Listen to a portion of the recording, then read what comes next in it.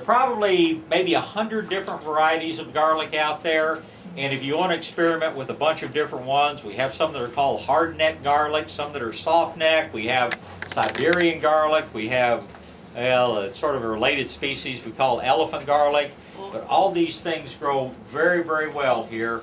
Plant them normally anytime during the month of October. You'll harvest them the next spring when the tops start to fall over, which is typically about May or June.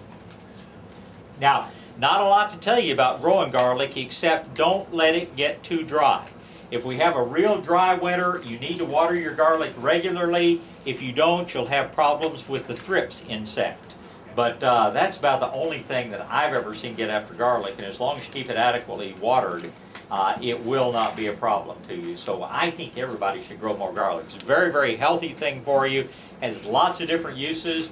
If you get tired of eating it, you can take the oil out of it, make a bunch of different things that are useful in the garden. Question? Yeah, but bulbs, do they have to be placed anyway in the ground? Normally with the pointed end up, but they'll grow no matter how you do it. And I put them on about 12-inch centers, and they grow pretty much solid. They're pretty foliage, and they stay in foliage all winter. Yes, ma'am. You could. It's not a real efficient use of space, but no reason you couldn't grow garlic in a pot if you maintain the water. Yes, sir. What if your growing space, your best light space, has kind of about a 25% grade? Is that going to be a problem? Just do little terraces along there. You'll want to be able to water thoroughly, and of course that may mean you have to water slowly. Again, I had an uncle who used to take old license plates and line them up like that on a little bit of a terraced area so it would hold the water behind them. Works. Yes, sir. On those garlic, during the winter, am I going to have to worry about freeze? I mean, do I need to protect from insulation? Not, if it gets cold enough to freeze your garlic, you're going to have a lot more things to worry about than your garlic. You have to worry about your pipes and your pittosporum and a lot of other things. Garlic questions? Yes. My family found out that garlic is actually a nice edible mosquito repellent. Yeah. If you eat a lot of garlic every day, it'll keep the mosquitoes away from you. Yeah, I'll warn you though, it keeps girlfriends away too, so you be careful about that. Other questions about garlic? Yeah, garlic is just healthy stuff, it really is. Okay, from garlic to onions, I want you to get ready to plant onions. It's a little bit early, but we're not going to do a special seminar on onions, so we'll do that, and then we're going to go back to leafy and root vegetables. But onions are another one of those things that I just don't think you can have too many of, and you can grow the most delicious onions in the world. But I want to warn you about 2 or 3 things. Number one, they usually don't grow well from seed. The big growers, we're laughing here because of a call earlier this week, but the big growers are planting down in the Rio Grande Valley and things. Yes, it's warm enough. They can plant from seed. They go through and thin them out, and they do fairly well. But if you're going to grow good onions here, start with the little plants. The plants come in a bundle, 100, 125 plants in a bundle for a couple of bucks. That's the way you want to start onions.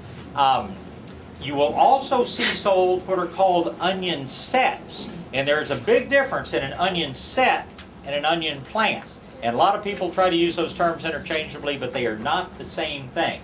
An onion set is a little bitty onion bulb that was allowed to grow for a while, then the growth was interrupted, it was dried out, and you're just buying this little bitty onion bulb that you're supposedly going to go plant back in the ground and grow a big onion.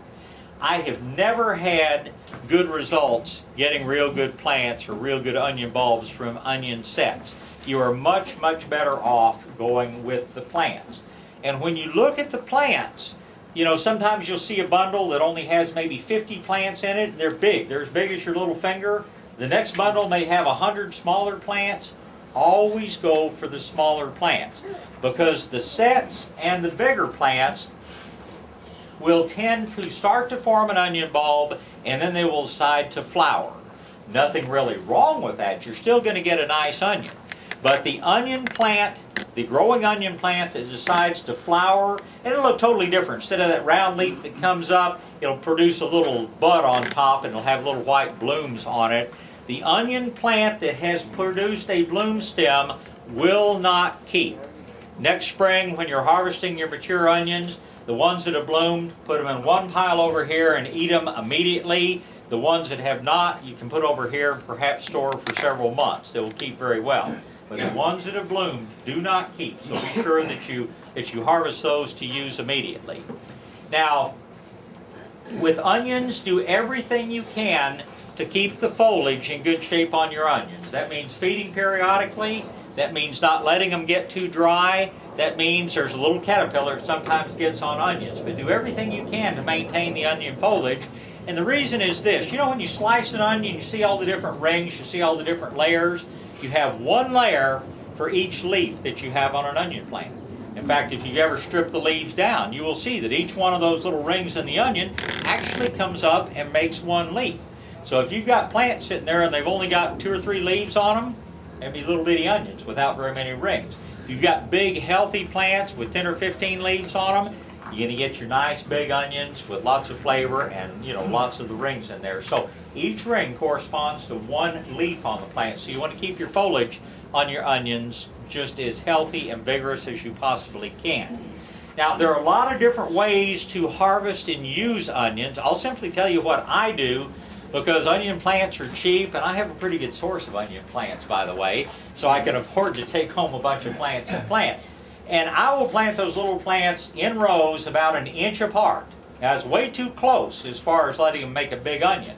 But I'll go through and plant them about 1 inch apart, and then I'll go back in about 6 weeks later after they've really started growing well, and I will pull out every other onion plant. And there are a world of things to do with green onions. Whether some people like to put them in salads, I like to grill them. I just think that, grilled green onions, not much of anything better. Then I'll let them grow for another month or 2, and then I will go back through and pull out every other plant again. Now they've got little bulbs about this size on them. And once again, they're absolutely delicious and so many different things you can do with them. So now instead of having the plants 1 inch apart, my plants are about 4 inches apart, and then I'll let them go ahead and develop fully, and I've got room for that nice big onion bulb that I'm going to harvest in June or so when the tops start to fall over. If you don't like little onions, if you don't eat green onions, plant your individual plants about 4 inches apart if you're not going to go through and thin them. And that way they'll be at about the right spacing for what you're ultimately going to harvest, in the summer months. But once again, onions are easy. You fertilize, you keep them watered, virtually nothing goes wrong with them. I feed quite a number of people here at the nursery, and my business partner in particular claims that onions are the best thing I grow in the garden, and I never have a problem finding a home for onions. So if you like onions, be sure and allow some space in your garden for onions. Any particular type, variety? It depends on what you like. The sweetest, of course, are the big yellows that they call Texas Super Sweet. Those Aggies just really don't have very much imagination. They call that onion the 1015. Everybody knows why it's called the 1015, because commercially, you want to plant them on October 15th, 1015. Pretty boring way to come up with a name for an onion if you ask me, but they didn't ask me. So you can plant white onion, you can plant red onions, you can plant the yellow onions, just really whatever you like. Typically, if you grow your onions too dry, they're going to be a lot hotter flavor-wise. You give them adequate moisture and you get a sweeter onion. She says, that's why they were so hot. Yeah, a little bit more moisture. Onions were hot this year, believe me. Any special fertilizer for onion? The same stuff. Yes, sir. If you go to a grocery store and you buy green onions, you can use those as well, right? Oh, sure. Yeah. If it is a true onion. Now, many of the onions that you buy as green onions, they may be multiplying onions, which are a whole different story. They're an onion that makes a little bitty bulb and just keeps making more and more and more bulbs. You get those.